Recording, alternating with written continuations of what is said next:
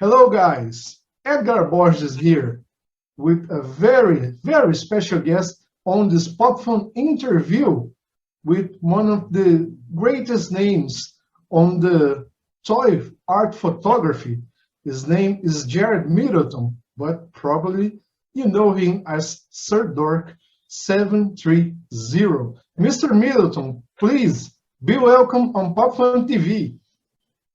Hi, thanks so much. It's an honor to be here. I'm very ecstatic to be part of this. Thanks again. It's a pleasure and an honor, sir. Well, jumping right on the topics, photography is part of your life. You have your YouTube channel. We're going to abord that topic, but how did the photography ended up in your life? It started as a hobby and jumped into a professional. How it was that? How did you discover your talent and your art in photography? Well, thank you. Actually, I didn't start out with photography. It was more, I started out more as a collector, just collecting action figures and collectibles of different things I'm a massive fan of. I'm a big fanboy of Star Wars and DC Comics and Pokemon and anime, stuff like that. And I would collect different action figures of the stuff I loved, just like any other dork or nerd would. And I would start taking pictures of, oh, hey, I got this new action figure. Check it out. And I take a picture, put it on Instagram. And then I kind of started doing that more and more. And every time I would take a photo of it, the photo would become a little bit more and more creative. Mm-hmm. And then I would eventually just ended up really enjoying the art of taking the photos more than I did really collecting the figures themselves. And then I kind of learned, I kind of self-taught myself how to be a photographer. I didn't have any kind of background in photography beforehand. And luckily there's also a very large community online of other toy photographers too that, you can learn from and grow with and learn all kinds of things about photography, toys in general. And then after I started doing that, it just took off from there. And that's all I ever really wanted to do was just take pictures of toys, really. Never looked to the view mirror. That's right? Yeah, exactly. That's great. Got it. And you have already spoiled your favorite franchises and toys to work with. But if people, they do not have the possibility to reach to those toys from Star Wars to Dragon Ball Z and stuff like that, but they really want to start. What's the starting point to any toy photographer that you would recommend it? The starting point is whatever you have access to. So, if you don't really have necessarily, you have access to these really super nice articulated figures or really anything like that, as long as you have anything that can take a camera or take a photo, like if you have a cell phone that has a camera on it, you don't need a fancy camera. You don't need anything like that to get started. I only just started with just a phone too. I for so long, I didn't know anything about cameras, and I was too afraid to get a real camera because I didn't know how to use it. And I just used my phone. And then eventually I kind of figured it out. And I didn't really, when I first started with it, I didn't have a lot of different toys either. I had a lot of stuff I had when I was a kid. And that's all you really need. You can, as long as you have the right kind of imagination and the creativity, you can take the cheapest little toy that you've had since you were a tiny little baby, anything like that, and then a phone.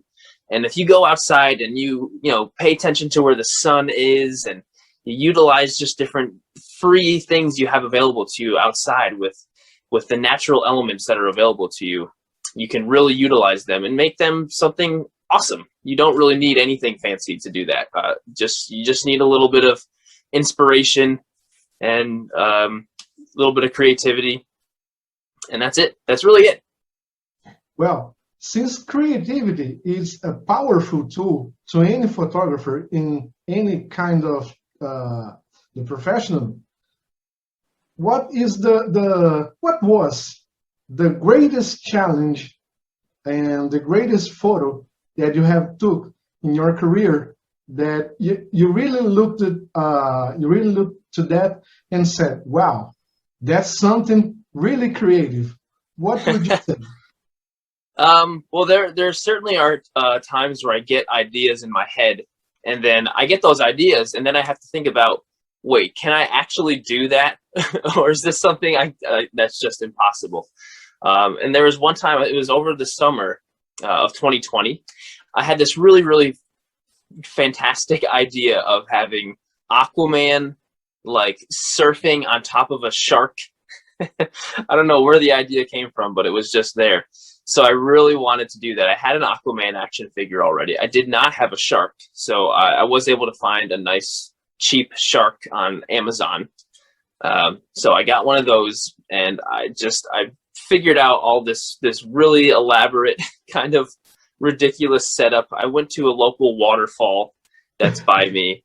I had a tripod standing up with a big wire hanging from it. I drilled a hole into the shark and got Aquaman to like stick with a bunch of wires, and I got it all set up. He fell down a couple times. I had to panic and reset it back up once or twice, but eventually I was able to take the photo, and I was really surprised with how I was able to do it. And you just got to always be ready to go a little bit out of your comfort zone and try something that you might not think you'll be able to do, because you might fail, but if you fail, you'll learn something from it. And then if you don't necessarily fail, you might impress yourself, and you just always got to be ready to try something out of your comfort zone. Well, people used to say that think outside the box, but people even braver, they say there's no box at all. There's no box at all. Yeah, you're absolutely right. No box at all. Just think. Forget about the box. Yeah, that's great. Mr. Middleton, since that you have said also that social medias have helped you to reach new heights and new contacts on this toy photography community, how do you feel being an example and someone who inspired more and more people to follow your art and even to reach and to enter the toy photography world? How is that for you, sir? It's actually one of the coolest things ever, to be where I am at a point where other people are seeing my work and then being inspired by it and then going and doing it themselves. It's one of the coolest feelings. It's also a big responsibility as well. So it's awesome to see people admiring your work and doing the things that you do, and they're inspired and they want to do it. But you also have to make sure that you are maintaining a sense of responsibility, and you can't really be doing anything you don't want anyone else to try all at the same time. It's a big responsibility. So I really do take that very seriously, and I try to make sure anything I'm doing is not anything I wouldn't want someone else to try. And if I am doing something that might seem a little bit more difficult, I'll say also try this too. Be safe by doing this. It's a big responsibility, and it's an honor to be in a position that way where other people are inspired by me and want to do things that I do. It's very much an honor, but it's just as much of a responsibility, I think, as well. Well, going from social media to YouTube is also part of your work, is where you share your knowledge, your passion, and how does it feel for you to give some free tutorials online to more and more people? And there's an old saying that says that a magician, it never shares its knowledge. It never shows the whole trick. How does that work for you? And is there any truth on that sentence? Well, YouTube is such a huge opportunity for anybody who wants to have some type of presence on the internet. YouTube is just so massive. So for anyone to not want to step into that giant opportunity, they would be limiting themselves. So YouTube I definitely recommend anyone who wants to do anything on the internet and reach people. YouTube is a huge place to do that, and I recommend. It's a lot of work for sure, but it's a huge place.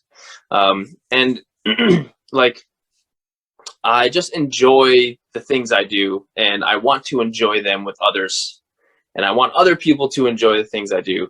So I think I would be just doing a disservice to myself to not want to share this with others, you know? It's just, the more I share something on YouTube and then I see someone do something the same way I did it on YouTube, and I say, oh, wow, he must have seen my video because it's the same thing. That's such a huge joy for me. I just want to share and have fun with everyone. You know, it's happiness is only real when shared. That's from some book or something somewhere. I don't remember where, but it's from something. But I totally agree. It's best to share and to have fun with others, and then it's just so much more enjoyable that way, you know? Well, that's great, because recently you also had an in-person tutorial for toy photography. How did that feel on that occasion for you to receive the warming welcome from your fans or the community? And how it was that event? What did you photograph on that time, on that occasion? Do you remember exactly how it was that? Yeah, well, actually, it just happened yesterday. It ended, so it was very, very recent, and it was amazing. I was able to I was able to work together with an educational travel company, and we created this weekend-long event where we stay in this hotel in Lake Placid, New York, and then we have several different toy photography workshops happening throughout the weekend. And we were able to have a nice small group to work with, which was perfect because it was only 3 people along with me, so it was perfect. We had a nice small group. We were able to do so much together. We found a couple of beautiful spots for some toy photography in Lake Placid, New York. Just, you know, gorgeous scenery, perfect for what we need. We all had a ton of fun together. I definitely learned a lot from them. I'm really hoping they learned a lot too from me. And what a just fantastic opportunity to be able to do that. I'm so happy it went well. so happy. And we do have another one coming up in October as well. It's called the Toy Photography Immersion Experience. If anyone's interested in joining, it's really open to anyone who is able to join and to come along with us in Lake Placid, New York. It's really open to literally everyone. You can find it on my social media, SirDork730. I have everything linked there, and I also have a YouTube video all about it as well on my YouTube channel. It's called, SirDork730 on YouTube as well. Well, that's great. We're talking about a lot of good experiences, a lot of good sharings and stuff like that. But photography is an art of patience. And there's a lot of pleasures, but a lot of pains. For people to know more, how it is, how long sometimes it takes for you to get the perfect set, the perfect lighting, and to the composure to eternalize that moment. How it is? Well, it certainly can vary. It can, sometimes I'll have everything set up and I'll take the photo and it's done and easy in just a few minutes. And it's just like, wow, that worked out really well. That's definitely more rare, I would say. But sometimes I'll spend, hours, planning everything out, and then I'll go. I primarily will shoot my toys outside. So I do become quite reliant on the weather and on the sunlight for my lighting.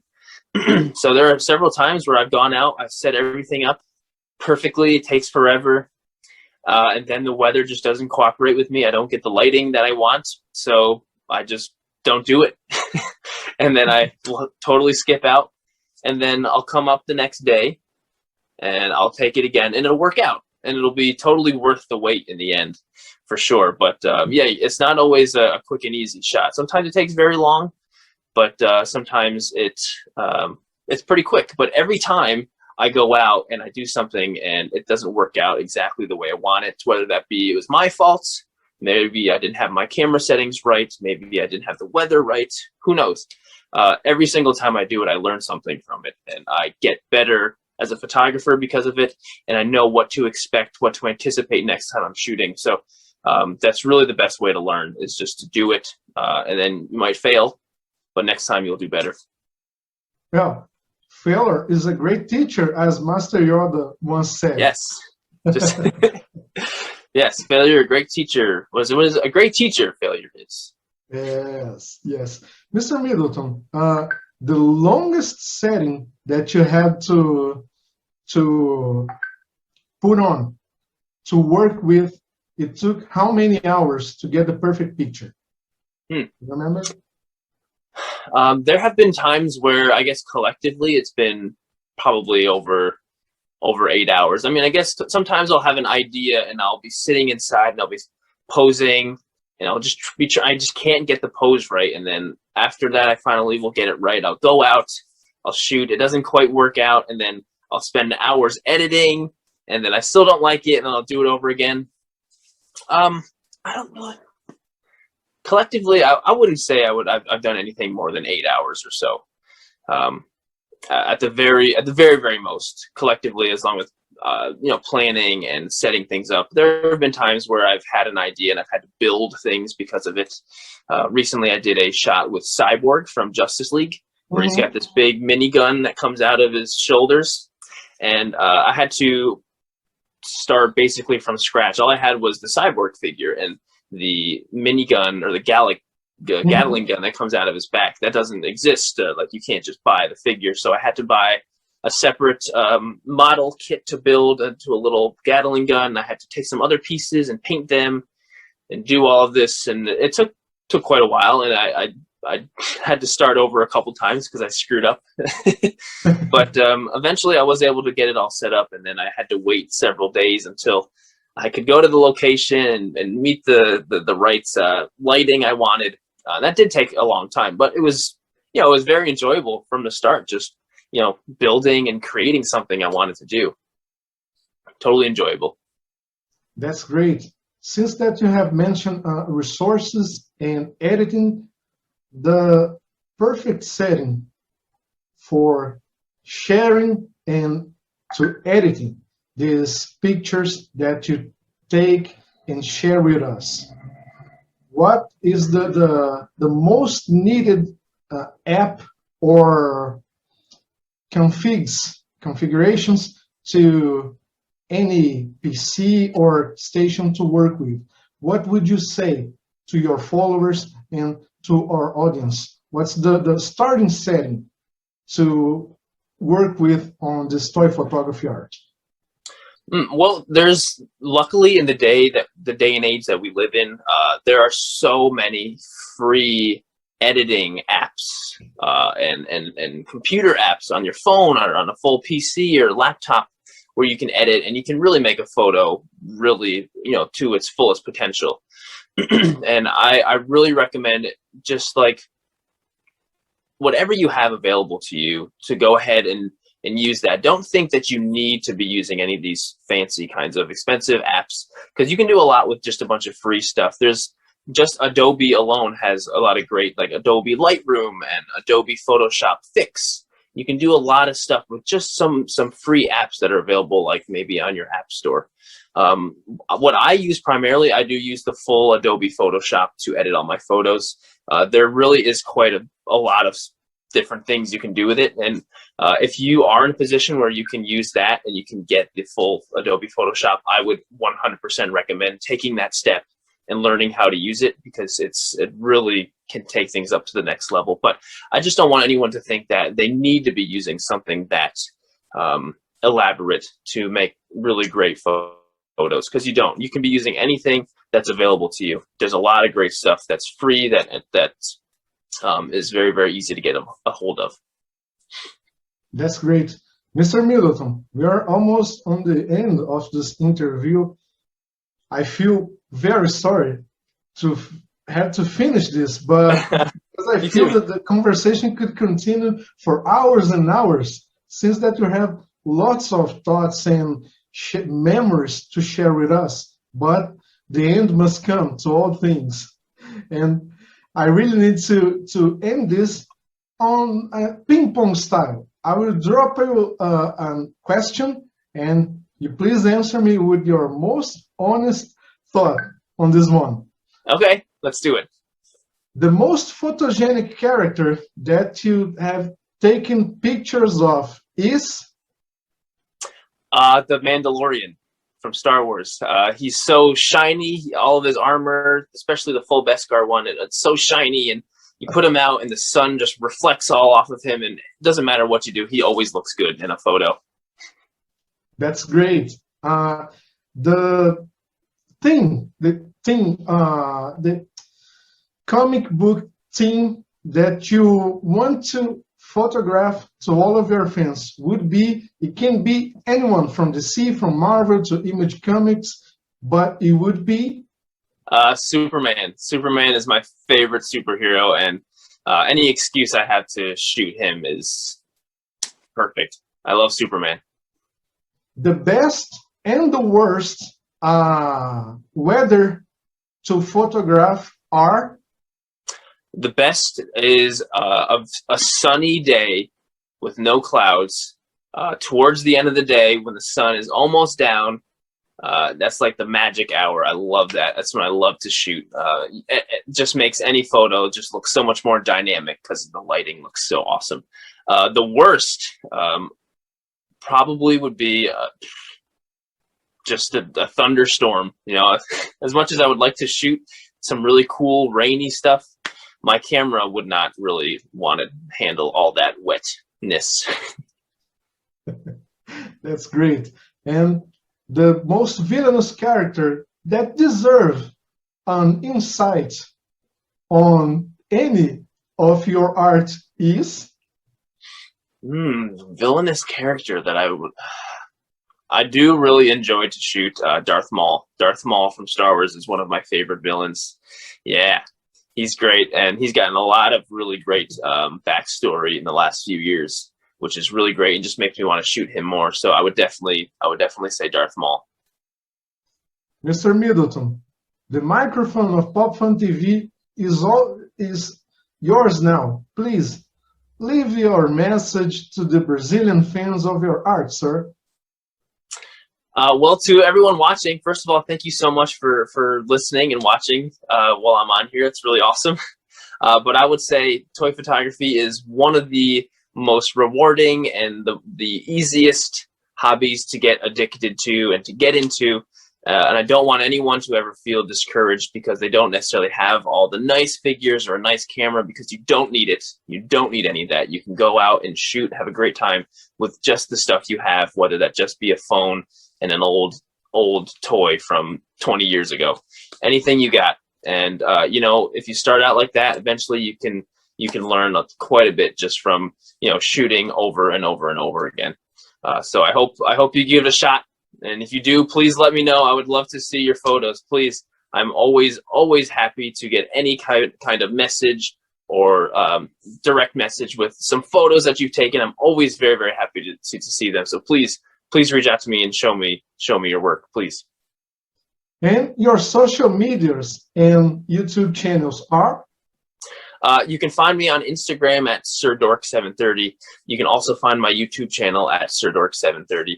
You can find all of the other things I have online at sirdork.com, whether that be my socials or my merch store or anything like that. It's all there on sirdork.com. Mr. Middleton, thank you so much for this incredible honor. It was really a pleasure to talk with you, and we'll be back on the studio in a few moments. Thank you very much. We'll see you soon. Bye. Thank you. Thank you so much.